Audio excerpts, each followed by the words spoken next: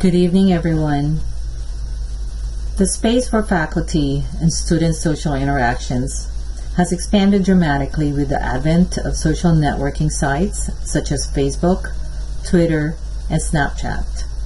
Our team, MESA, is taking a close look on an ethical decision-making process involving faculty and their increasing use of social networks.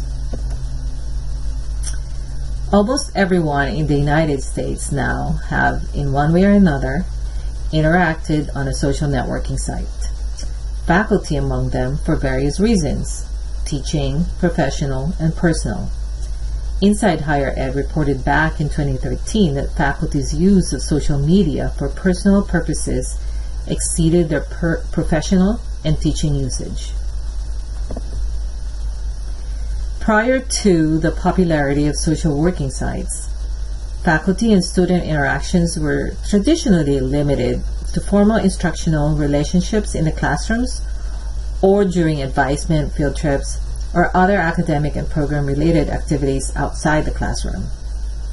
Random social interactions were commonly limited to chance encounters outside of the university, while waiting at a coffee shop or church or other community functions. Communications are normally verbal, and those random meetings are only permanently stored in each other's memories at the most. However, social networking sites now offer opportunities for everyone, faculty and students alike, to share more personal information in wider public arena and with more permanence than a shared verbal communication encounter.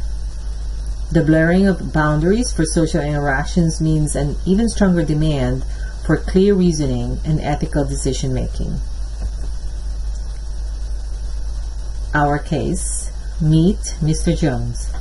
He is a new full-time tenure-track professional in his second semester at a community college in Southern California.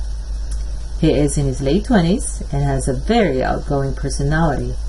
He has made fast friends with many classified staff members and some of the younger faculty.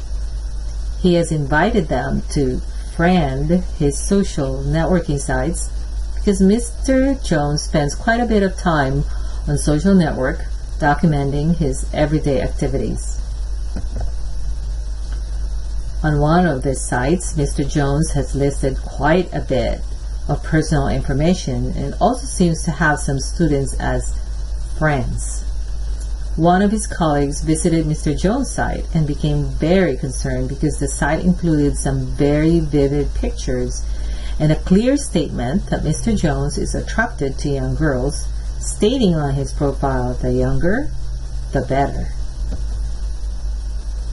The colleague was shocked and felt the need to immediately notify Dean Sharon Smith about this finding and suggested that she have Mr. Jones take down the offending material before it embarrassed the college.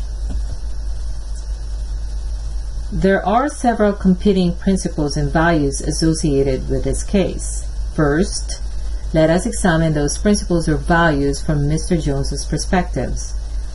Mr. Jones is a free individual with rights to freedom of expression and enjoyment within his own personal and social space.